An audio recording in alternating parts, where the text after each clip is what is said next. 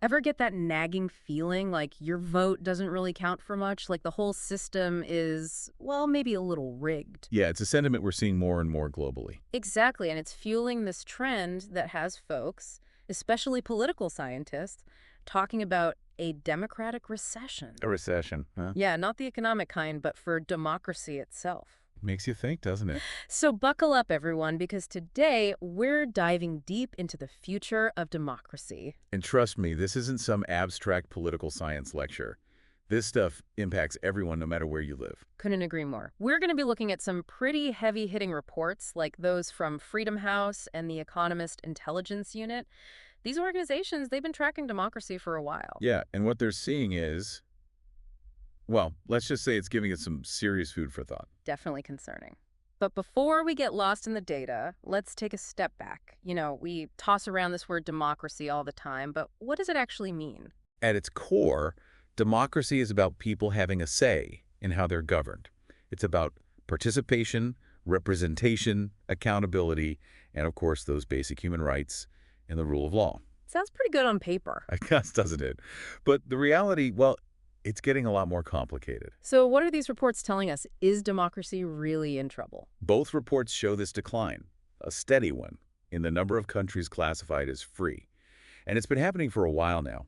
What's interesting, though, is it's not just about full-blown dictatorships taking over. We're seeing a rise in something called hybrid regimes. Hybrid regimes, what's that? Some political science jargon. Think of it this way. Imagine a country where, yeah, they have elections, but the same party always wins. The opposition, they're silenced, or the media, it's totally controlled. Ah, so it looks like a democracy on the surface, but Exactly. But yeah. underneath, Yeah. something else is going on. You might even be able to criticize the government, but, well, let's just say there might be consequences. So it's like a wolf in sheep's clothing. Dangerous. Very much so. Mhm. And trickier to deal with than a straightforward authoritarian regime. Harder to spot, harder to fight against. Okay, starting to get why this is a big deal, but let's get into the specifics. What's driving this democratic recession? What's causing it? Well, the reports point to a whole bunch of challenges. We're seeing this rise of authoritarianism and populism, political polarization and partisanship getting worse, disinformation and misinformation spreading like wildfire, and then this growing problem of economic inequality. Okay, that's a lot to unpack. Let's tackle them one by one, shall we? First up, authoritarianism and populism. We hear these terms thrown around constantly, but what do they really mean? And why are they on the rise now? It's complicated, but one thing that's feeding this is a growing disillusionment with the traditional way of doing politics. People feel like their voices aren't being heard, like the system is rigged against them, and that the elites are totally out of touch. Yeah, that feeling of being left behind, ignored. Right, and populist leaders, they tap into that frustration. They often point the finger at elites or outsiders, blaming them for society's problems, and they offer simple solutions, often ones that, well, maybe aren't so realistic. So it's about wanting clear answers, but It's not wrong to want clear answers. But the thing with populism is it often simplifies complex issues to the point where, well, things get distorted. And it can lead to this rejection of experts, of evidence-based decision-making. so it's about how those simple solutions are presented, whether they're actually, grounded in reality. Precisely. Populist leaders often appeal more to emotion than to reason. Uh-huh. They present themselves as the only ones who can fix things. It can be a powerful message, especially when people are feeling uncertain or scared. Can you give us a real-world example of what this looks like in action? Look at Viktor Orban in Hungary. He's even coined this term illiberal democracy to describe what he's going for. It rejects many of the core principles we usually think of with democracy, like individual rights, freedom of the press, the rule of law. So he's basically redefining democracy to fit his own, agenda. Exactly. And he's done it by systematically dismantling democratic institutions. His government controls much of the media. They've cracked down on anyone who disagrees, opposition groups. Sounds like a slippery slope. Is it just happening in Hungary, or are there other places we're seeing this? Not just Hungary. Look at Brazil under Jair Bolsonaro, another example of a populist leader who came to power by tapping into anger, frustration with the political establishment. Attacks on the media, environmental protections rolled back, downplaying the COVID pandemic. So we're seeing these trends pop up all over. It's not just a regional thing, it's global. Okay, let's move on to our next challenge, political polarization and partisanship. I mean, isn't it natural for people to have different political opinions? Why is this such a big threat to democracy? You're right, disagreement is part of any healthy democracy. But what we're seeing now, it goes beyond that. It's this erosion of trust, this inability to find common ground, and this willingness to, frankly, demonize people who hold different views. Like we've forgotten how to disagree without, well, being disagreeable. Exactly. Imagine if every decision you made in your personal life, like what to have for dinner or how to handle your finances, turned into this huge fight with your family. You'd get worn out and nothing would ever get done. That's a great way to put it. And exhausting. So is this happening everywhere or is it mainly a problem in specific countries? It's a global trend, unfortunately. We see this intense polarization in countries all over. In Brazil, these political divisions have led to violence, unrest, and in India, they're increasingly exploiting religious and ethnic tensions for political gain. It's tearing at the very fabric of democracy. I know we've been focusing on some pretty heavy stuff, authoritarians, polarization, disinformation. It can feel overwhelming, but it's not all doom and gloom. Yeah, please tell me there's some good news. I'm ready for a little optimism here. There is, absolutely. There are people all over the world working on creative solutions, coming up with new ways to build a stronger, more resilient kind of democracy. Okay, that's a relief. So where do we even start? What are some of these solutions? Well, think of it like we're treating a patient, right? We've made our diagnosis. Democracy isn't exactly in peak health. Now it's time to explore the treatment options. And there are some really interesting ones out there. Okay, I'm intrigued. What's first on the list? What's the first treatment option we're looking at? One area with a lot of potential is technology. E-governance, specifically. Wait, technology? Didn't we just talk about how tech can be a problem, spreading disinformation and all that? It's a double-edged sword for sure, but think about it. Imagine a world where you can vote online securely and easily, or you have a digital ID that lets you access government services with a few clicks. Streamline things a bit. I like it. Right. Take the best parts of the digital world, speed, accessibility, connectivity, and use them to make government more efficient, more transparent, and more accountable. Okay, you said it, not exactly words I usually associate with government, but I can see how tech could change that. Are there any countries actually doing this well? Estonia is a great example. They've really embraced this idea of a digital society. Citizens can vote online, pay taxes, access health records, even start businesses, all online. Wow, sounds pretty convenient. But is it more than just convenience? Is it actually improving democracy, getting people more involved? It seems to be working. Estonia consistently ranks highly in global democracy indexes. Studies show their citizens have high levels of trust in their government, and there have been economic benefits, too, from this digital-first approach. So Estonia is like a real-world success story then, showing us it's possible to use technology to make democracy work better. What other innovations are out there? Another area I find fascinating is this idea of participatory democracy, or deliberative mechanisms, as they're sometimes called. Participatory democracy. Okay, that sounds like a mouthful. What does it actually mean? It's basically about finding ways to get citizens directly involved in decision-making, not just voting every few years, but really having a say in shaping policy. So it's going beyond that traditional model of representative democracy and giving people a more active role. Exactly. Imagine citizens' assemblies, a group of randomly selected people representing different parts of society come together to discuss a specific issue, learn about it, and make recommendations. Or participatory budgeting, where citizens get to decide how public funds are spent in their community. So it's like bringing elements of direct democracy into a representative system. You got it. And the cool thing is, these mechanisms can help bridge those political divides we talked about, bringing people together from different backgrounds, encouraging open and respectful conversations.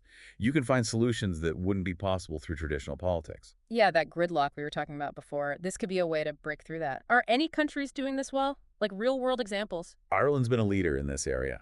Back in 2016, they set up a citizens' assembly to tackle some really controversial issues, same-sex marriage and abortion. Brought together a diverse group of citizens, gave them information, facilitated discussions, and then used their recommendations to inform actual legislation. Wow, so they really took those tough issues and put them in the hands of everyday people. What happened? Did it work? It was surprisingly successful. They were able to reach consensus on both issues, and those recommendations led to major policy changes. Show that even the most divisive issues, you can find common ground if you create the right space for dialogue. That's pretty inspiring. Gives me hope that maybe we can find ways to overcome some of these political battles. Okay, let's talk electoral reform. I hear terms like ranked choice voting and proportional representation thrown around, but honestly, it all sounds a bit complicated. Can you explain it in simple terms? Absolutely. Imagine a system where you don't have to worry about wasting your vote on a third-party candidate you like because you're afraid of helping someone you really dislike win. That's ranked choice voting in a nutshell. Okay, I already like where this is going. How does it work exactly? Instead of picking just one candidate, you rank them in order of preference. So if your first choice doesn't get enough votes to win, your vote goes to your second choice, and so on. It eliminates that spoiler effect and encourages candidates to try to appeal to a wider range of voters. So it's like a series of mini elections until someone gets a majority. Exactly. And it tends to favor more moderate candidates because they need those second and third choice votes from people who might not agree with them on everything. Makes sense. What about proportional representation? What's that all about? Well, in most systems, the candidate who gets the most votes in a district wins, even if they don't get a majority. Winner take all. But with proportional representation, seats are given out based on the percentage of votes each party gets. So if a party gets, say, 30% of the vote, they get 30% of the seats. That's the idea. It's meant to ensure that the legislature reflects the actual diversity of political views in the country. And it tends to lead to more coalition governments, which forces parties to work together and compromise. So it's like a built-in incentive for cooperation. Sounds like it could help with that hyperpartisanship problem. Any real-world examples of this actually working? New Zealand switched to this mixed member proportional system in the 90s, and it's generally been seen as a success. More diverse representation in parliament, more political stability. And Australia uses ranked choice voting for their Senate, which can lead to some interesting results, with smaller parties and independent candidates winning seats. It's fascinating to see how different countries are experimenting with these ideas. Okay, our last innovation for today is one I think is absolutely crucial, and that's civic education and media literacy. In this age of information overload, it seems like people need a solid foundation in critical thinking to be informed citizens to make good decisions. Couldn't agree more. It's about giving people the knowledge and skills to navigate this complex information landscape, to sort through all the noise and figure out what's true, what's not, and then how to have constructive conversations about these things. So it's not just about memorizing facts, it's about knowing how to evaluate information, how to think critically. Yeah, exactly. Recognizing bias, spotting those logical fallacies, doing your own research, being a smart consumer of information. And this needs to start early in schools, but it also needs to continue throughout life. Public awareness campaigns, media literacy programs, Yeah. even just good online resources. Yeah. We need to be constantly honing those critical thinking skills. Like building up a defense system against misinformation. Okay, we've covered a lot of ground here. E-governance, participatory democracy, electoral reforms.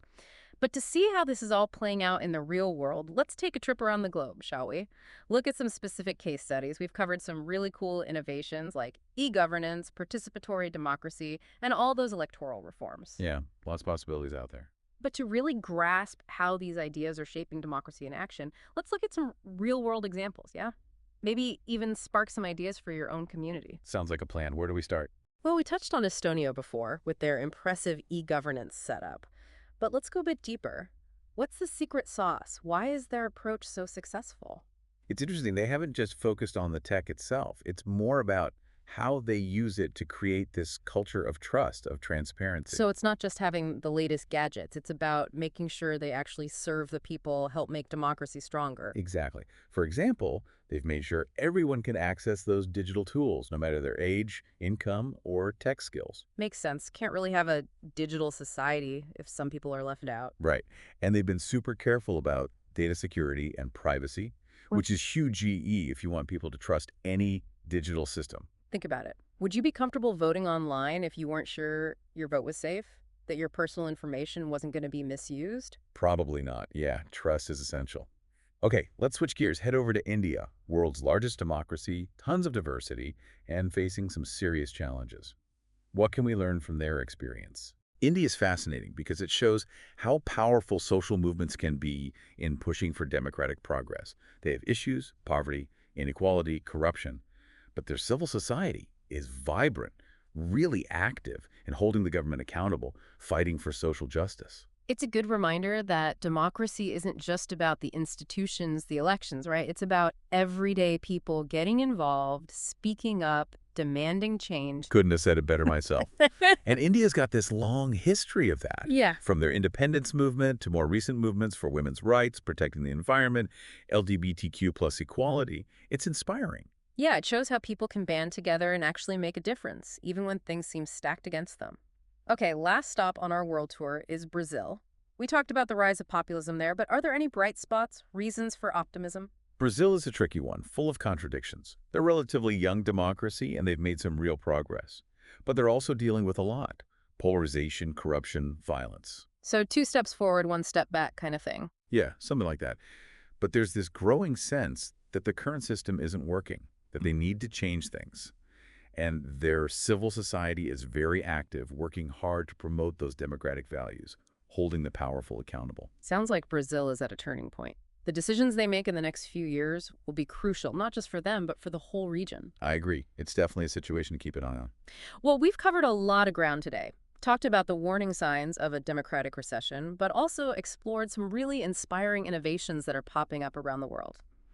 And to help us make sense of all this and look ahead, we have a special guest today, a leading expert on democracy and governance. Welcome to the show. So glad to have you join us. We've been talking about the many challenges facing democracy, authoritarianism, polarization, disinformation, inequality, the whole 9 yards. But we'd love to get your perspective. From your view, what's the biggest threat to democracy globally right now? That's a great question and a tough one.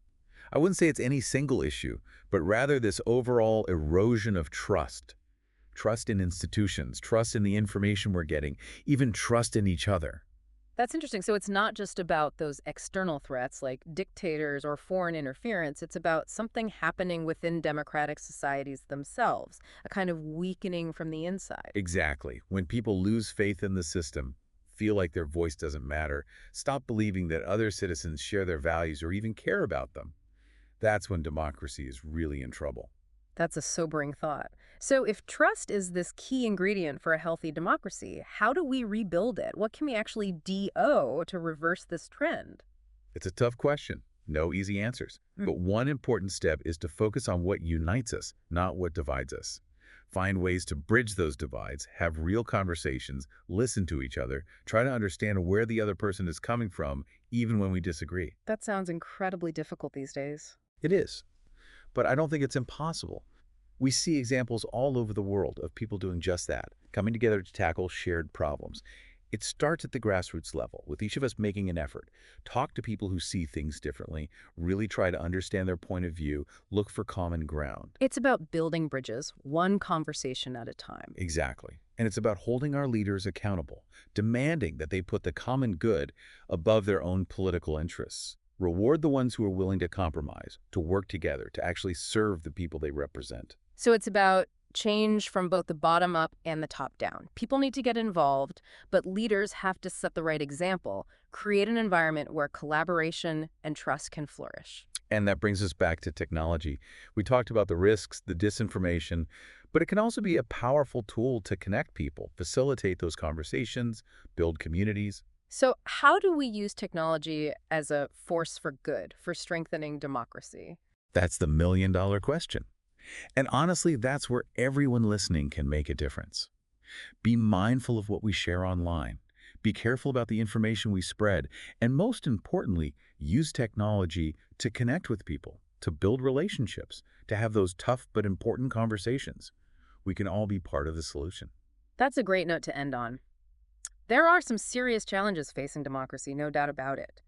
But there are also reasons for hope. We see innovative solutions being developed, and ultimately, the future of democracy is in our hands. Each of us has a role to play in shaping the world we want to live in. So as you reflect on this deep dive, what stood out to you? What gives you hope or maybe keeps you up at night? Here's one last thing to chew on. If democracy is always evolving, what experiment would you design to make it work better? What changes would you like to see? Thanks for joining us on this deep dive into the future of democracy. And don't forget to subscribe to The Deep Dive for more thought-provoking conversations about the biggest issues facing our world.